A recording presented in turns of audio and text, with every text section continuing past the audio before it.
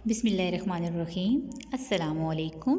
I am Karen Shehzad presenting my third lecture of class 4 from Islamiyat book. Topic ہجرت مدینہ. Here's your book title page. Let's get started. ہجرت مدینہ. آج بیٹا ہم پڑھیں گے اپنے نبی پاک صلی اللہ علیہ وآلہ وسلم کا مدینہ کی طرف ہجرت کرنا. تو چلیے بیٹا ریڈنگ سٹارٹ کرتے ہیں. دین اسلام کی راہ میں حضور صلی اللہ علیہ وآلہ وسلم کو بے شمار مشکلات کا سامنا کرنا پڑا. آپ صلی اللہ علیہ وآلہ وسلم جس قدر اپنی کوششوں کو تیز فرماتے، کفار مکہ آپ صلی اللہ علیہ وآلہ وسلم کی راہ میں اتنی ہی شدید رکاوٹیں پیدا کرنے کی کوشش کرتے. لہٰذا اللہ تعالیٰ کے حکم سے نبی کریم صلی اللہ علیہ وآلہ وسلم نے نبوت کے 13ویں سال اپنے صحابہ کو یثرب، جو مدینہ کا پرانا نام تھا، کی طرف ہجرت کرنے کی اجازت دی. کیونکہ ہجرت سے پہلے مدینہ کے کئی لوگ نبوت کے 11ویں، 12ویں اور 13ویں سال مکہ آئے اور انہوں نے نہ صرف اسلام قبول کیا بلکہ نبی اکرم صلی اللہ علیہ وآلہ وسلم اور ان کے صحابہ کرام کو مدینہ آنے کی دعوت بھی دی تاکہ وہ امن و سلامتی کے ساتھ زندگی بسر کر سکیں. جب کفار مکہ کو مسلمانوں کی ہجرت کے بارے میں علم ہوا تو انہوں نے آپ صلی اللہ علیہ وآلہ وسلم کے خلاف قتل کی سازشیں شروع کی. ابو جہل ان سازشوں میں پیش تھا. اس کی سازش تھی کہ ہر قبیلے کا ایک ایک نوجوان ننگی تلوار لے کر نعوذ باللہ آپ صلی اللہ علیہ وآلہ وسلم پر حملہ کرے. ایک رات انہوں نے حضور صلی اللہ علیہ وآلہ وسلم کے گھر کو گھیر لیا. صبح جو ہی آپ صلی اللہ علیہ وآلہ وسلم گھر سے باہر نکلیں تو آپ صلی اللہ علیہ وآلہ وسلم پر حملہ کر کے آپ صلی اللہ علیہ وآلہ وسلم کو قتل کر دیا جائے. آپ صلی اللہ علیہ وآلہ وسلم کو اللہ کی وحی کے ذریعے اس سازش کا پتہ چل گیا اور آپ صلی اللہ علیہ وآلہ وسلم کو ہجرت کا حکم ملا. آیت ہے سورۃ بنی اسرائیل کی آیت نمبر 80. بسم اللہ الرحمن الرحیم. وقل ربی ادخلنی مدخل صدق واخرجنی مخرج صدق واجعل لی من لدنک سلطانا نصیر. ترجمہ: اے نبی صلی اللہ علیہ وآلہ وسلم دعا کرو، اے میرے رب مجھے سچائی کے ساتھ داخل ہونے والی جگہ میں داخل کر دے اور سچائی کے ساتھ نکالنے والی جگہ سے نکال اور اپنی طرف سے کسی طاقت کو میرا مددگار بنا.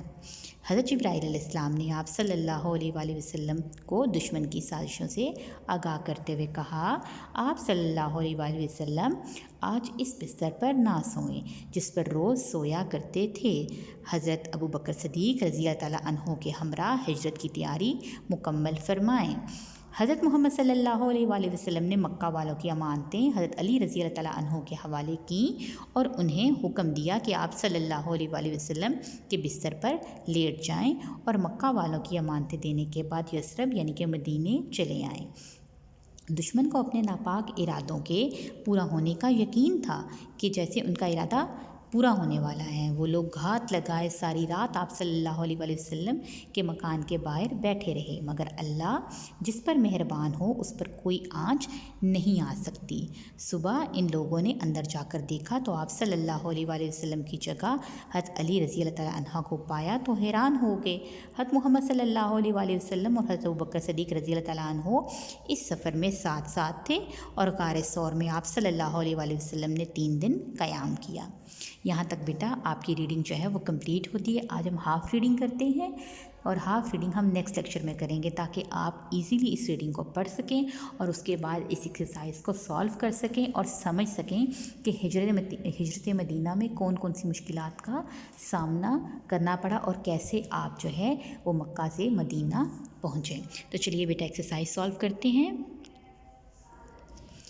سب سے پہلے سوال نمبر 1 ہے، درست جواب پر دائرہ لگائیں. MCQs ہیں آپ کے پاس. نمبر 1، نبی اکرم صلی اللہ علیہ وآلہ وسلم نے اللہ کے حکم سے ہجرت کی نبوت کے 11ویں سال، نبوت کے 12ویں سال یا نبوت کے 13ویں سال. رائٹ آپشن ہے نبوت کے 13ویں سال. نمبر 2، ہجرت مدینہ میں آپ صلی اللہ علیہ وآلہ وسلم کے ہمراہ تھے حضرت موصب بن عمیر رضی اللہ تعالیٰ عنہ، حضرت ابوبکر صدیق رضی اللہ تعالیٰ عنہ یا حضرت سعد بن ابی وقاص رضی اللہ تعالیٰ عنہ. تو رائٹ آپشن ہے حضرت ابوبکر صدیق رضی اللہ تعالیٰ عنہ. حضور صلی اللہ علیہ وآلہ وسلم نے غار ثور میں قیام فرمایا 3 دن، 5 دن یا 7 دن. رائٹ آپشن ہے آپ کا 3 دن. ہجرت مدینہ کے موقع پر حضور صلی اللہ علیہ وآلہ وسلم نے اہل مکہ کی امانتیں سپرد کیں. حضرت عثمان رضی اللہ تعالیٰ عنہ کو، حضرت علی رضی اللہ تعالیٰ عنہ کو یا حضرت بلال رضی اللہ تعالیٰ عنہ کو. رائٹ آپشن ہے حضرت علی رضی اللہ تعالیٰ عنہ کو. اسلام کی پہلی مسجد ہے مسجد قباء، مسجد حرام یا مسجد نبوی؟ رائٹ آپشن ہے مسجد قباء۔ مدینہ کا پرانا نام تھا مدین، یثرب یا میقات؟ رائٹ آپشن ہے آپ کا یثرب۔